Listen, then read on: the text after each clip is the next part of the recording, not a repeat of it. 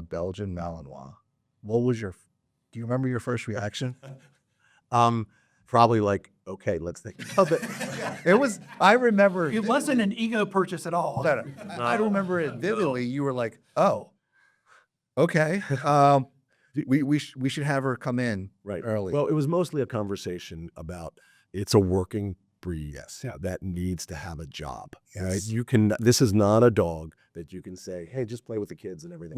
We've lost a lot of toys over the years, and it's you have to submit some things to the puppy guy. Exactly. There's no question. Exactly. They are exactly. Yeah. And now she's gotten to the point where she's extremely protective. But we've talked about this, and we talked about how we either got to continue to train or we got to sometimes make her world a little bit smaller, which we don't like to do, but we do a good job of just kind of really protecting all the Amazon drivers that are coming by and dropping things off. You're right. And so and again, hopefully you went into it with your eyes wide open. Yes. Right? But Yes. that's why people come into me. It's like, what kind of dogs do I get? It's like, if you don't really know a lot about dogs, get a golden retriever or lab. Yeah.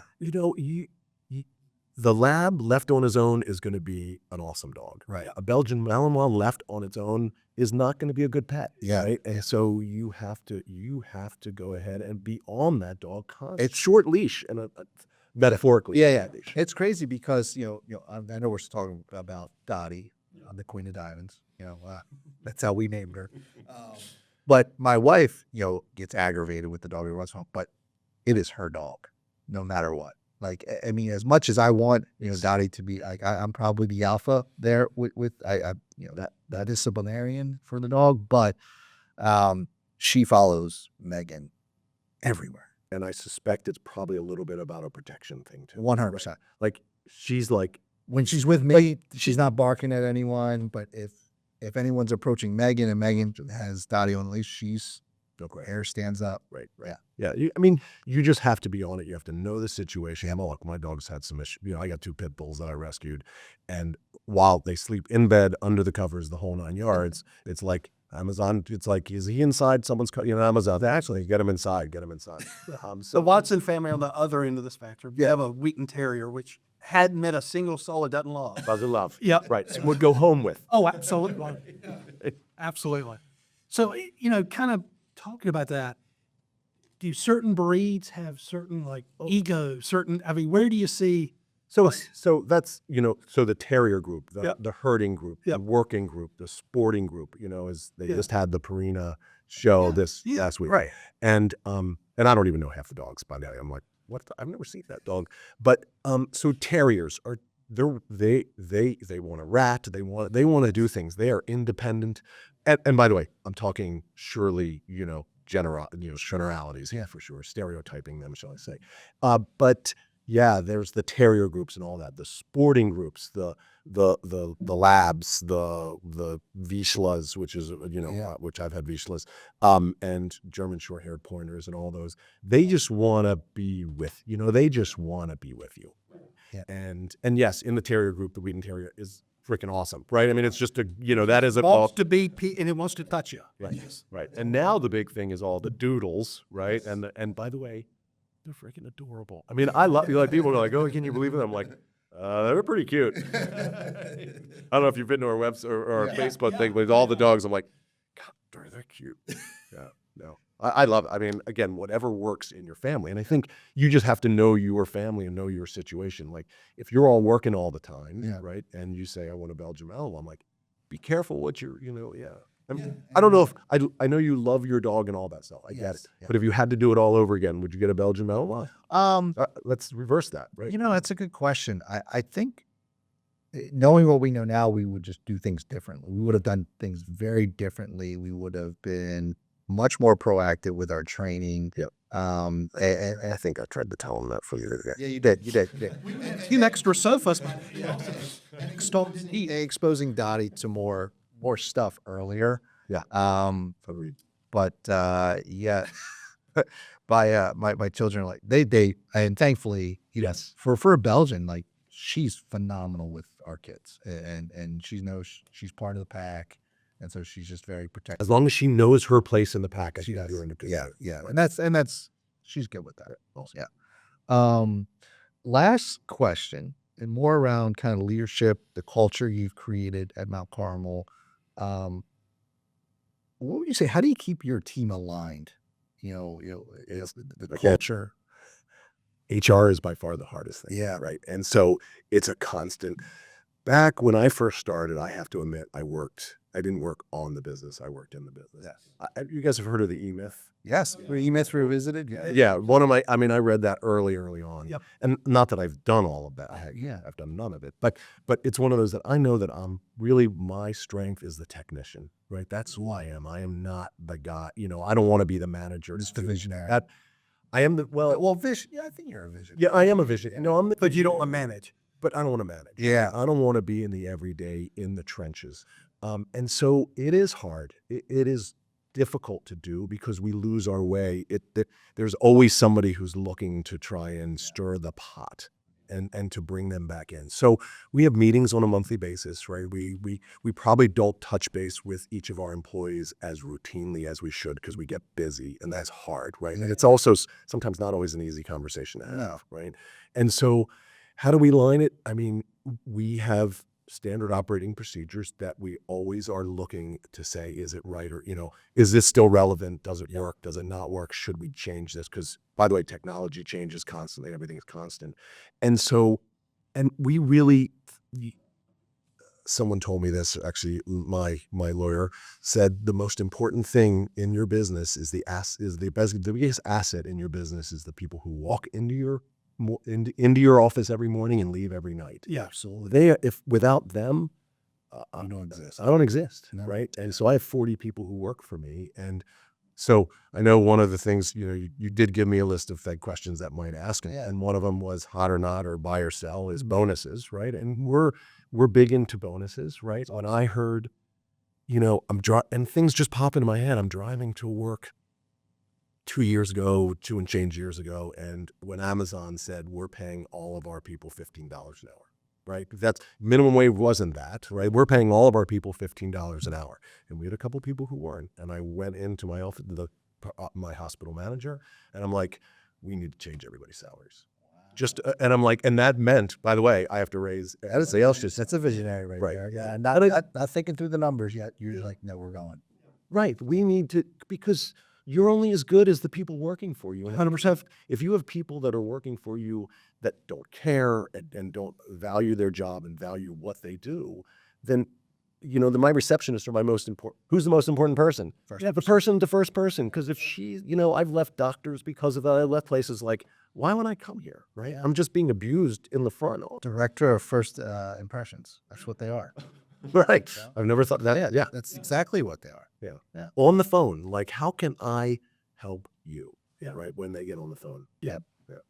So let's move into our hot or not segment. So Morgan, you want to hit on? Yeah, we're going to throw just a bunch of stuff at you. So Okay. I'm ready. designer pet breeds. Love it. All right. Let me, let's get back to you. I don't know what you mean by that. But I love any dog, so it doesn't matter. Or cats. But I mean, in what respect?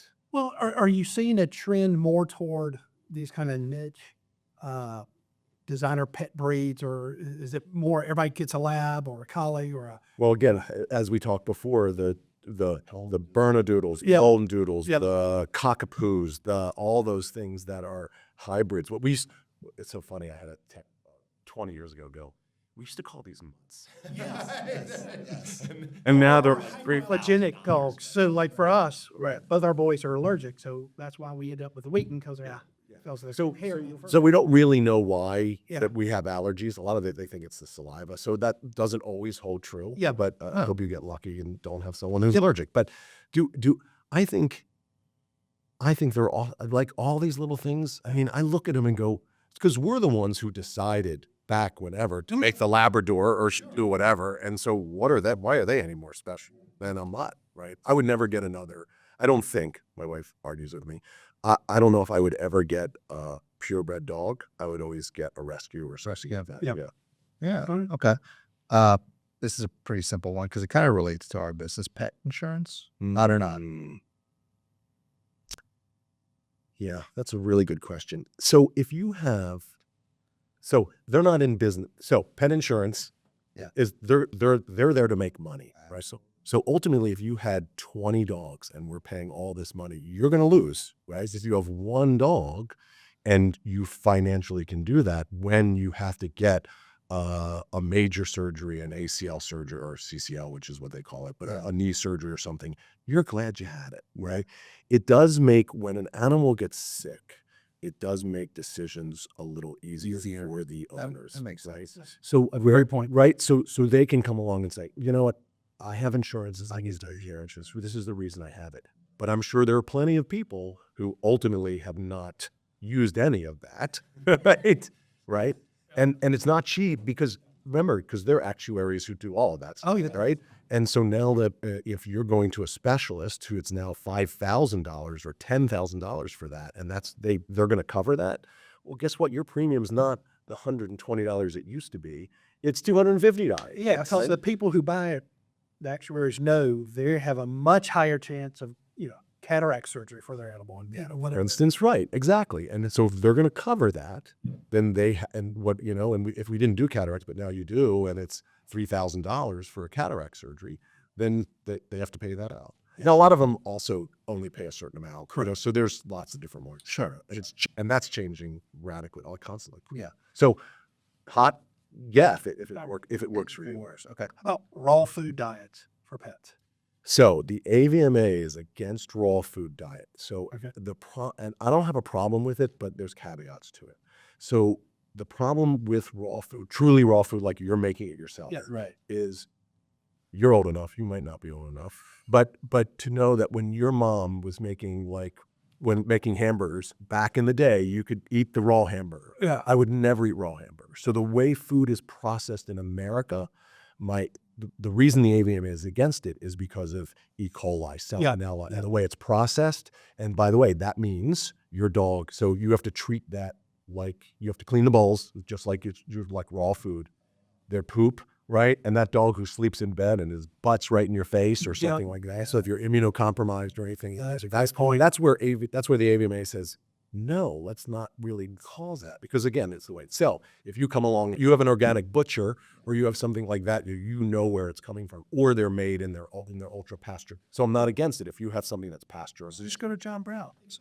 Go to John Brown's, for instance. I don't know if they sell any vegetables there, but So here, I do want to. You're not going to ask me this question, but I'll tell you about this question. Yes. So people with the grain-free diet, right? Oh, cool. It's on there, sweet. Yeah.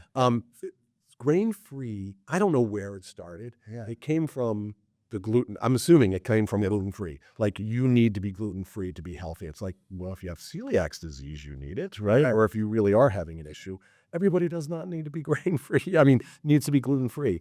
I think that's where it came from. And now the problem with grain-free is there's a lot of, because they're using peas and they're not using the grains. Yeah. First thing, dogs are not obligate carnivores, right? So when a dog goes in the wild, okay, what do they eat? They eat the intestines. They eat all that stuff. Guess where it's in that? Grain and all that stuff. So they're not eating. They leave the eating for the meat, some of it for the jackals or the grouse that are left over. So grain-free, what happens is it doesn't have enough taurine in it, and taurine is an amino acid that they have to start to have cardiac disease. No way. Right? So we have breeds that have cardiac disease, but now we're seeing it in dogs who don't have this in their line, right? It's dietary. And it's dietary. So we're against the boutique things like that. And I went into a Walmart a couple years ago.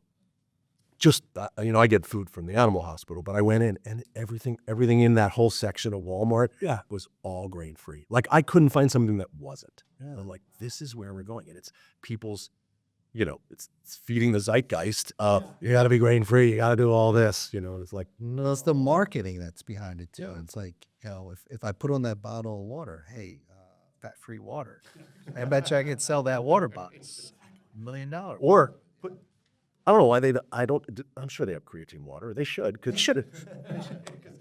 and 10 milligrams, because you got it for your brain, right? So, yeah. How about, this is more for our other partner, because she's a pet parent. Owners FaceTiming their pets while at work. You're paying them. I don't care what they do. Perfect. Yeah, that's true. That's true. How about the last one, the DNA testing for dogs? You know, you are coming up with some good ones. So this is my opinion, and I'm not saying my opinion is right in any way, shape, or form. When someone says that to me, I'm like, if you have $150 burning a hole in your pocket, go for it, right? Like, is it going to change a damn thing you do? I can't even imagine, but people want to know. And early on, and it's probably getting better, early on, it was like, they would come back, you'd get a report, and it's like, that's not what that is, right? It's like, this is not right. And you would call them back, and it's like, send us a picture of your dog. And I'm like, okay, well, he looks like a... Yeah, it's exactly. like, Yeah. So you're assuming so many things, right? You get a mutt, and you're assuming that dog's parents were purebred, or that dog's parents' parents were purebred. And again, many of these dogs were, the way I was watching a thing a year ago on how fast you can make a breed by taking, because the gestation period is so short, and you can kind of move things along pretty quick to get a breed that you want. Yeah. And so they're all taken from these Afghans or these older dogs, Right. and then they say, well, we want him to jump higher, we want him to do this, and this is what you come back. But it ultimately came from somewhere else. So it depends where you get your information. And I'm sure the more data they have, this is just like the 360, the more data they have, if everyone was in the system, they could tell us more. But Okay. so I think it's probably getting better. It's out of, like, well, whatever. It's a not. Let's go. Okay, good. Well, we're gonna move into our last segment. Plead the fifth. We're almost running out of time. I know. We could go on forever with you, Dr. Paul Fox. Plead the fifth. Real simple. We have numerous questions here. You don't know how many questions we're gonna ask because you only get one. Plead the fifth. I'll tell you anything you want to know. Perfect. Morgan, do you want to start? Which owners are tougher to deal I plead the fifth. Are we done?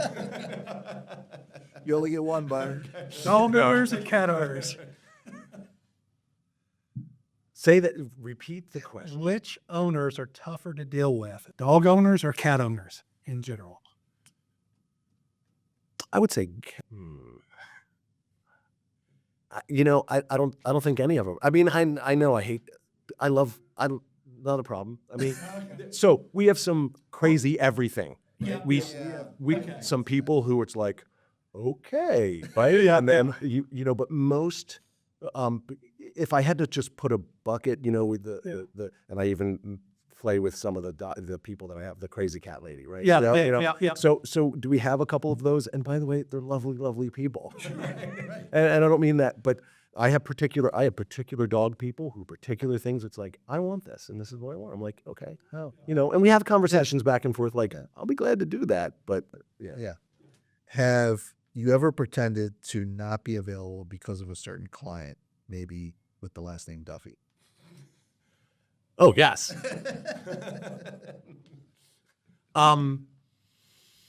We surely do have soul suckers, right? We all have that, and it's like, you got to take a deep breath and say, here we go. Right. Yeah. No, get it. Do you ever have a breed, or is there a certain breed of animal that when it walks in the door, you're like, uh-oh? Yes, I will not plead the fifth on this. So, and luckily they're kind of phasing out, but the chow is one of those dogs. Yeah. And I've had some great ones, by the way. My sister-in-law shows them. Right. So I've had some great ones come in that are just the sweetest things in the world. But in general, they're ones that everything will be fine. Everything will be fine. And bam, they have tried. I've been bitten by more chows, and wow. And the Little schizophrenic. Yeah. And the other one is the Shar-Pei, which is really backed off. Shar-Peis, veterinarians love Shar-Peis because we make a lot of money because they have skin problems and eye problems and stuff like that. But you don't see much of them anymore. No. But they were very, very timid. To add on to that, then, is there a breed that you like to see? Because from a financial standpoint, you're like, we're gonna make a lot of money off this. So there's no a Westie they have allergies. So what's the chronic diseases? Gotcha. Allergies are chronic. And so I talk to breeders, and when I talk, it's like, I want to breed this dog, but he has an allergy. And it's like, don't put what you're going through with anybody else, because allergies, you're never curing an allergy. you're just controlling it. And so there's medicines and there's this and there's this, and they're hard. They are hard, and some don't respond to anything. So with bulldogs, do you find them having a lot of extra care or needs? Yeah. So if it wasn't for C-sections, they can't be born naturally, right? So their heads are too big for the pelvis. Yeah. I didn't know that. And so they all have to be born by C-section, right? And so that in theory shouldn't happen. And by the way, we have plenty of bulldogs, and by the way, they're the freaking cutest things in the world. So I'm not against the They're all snore. They all have sleep apnea, right?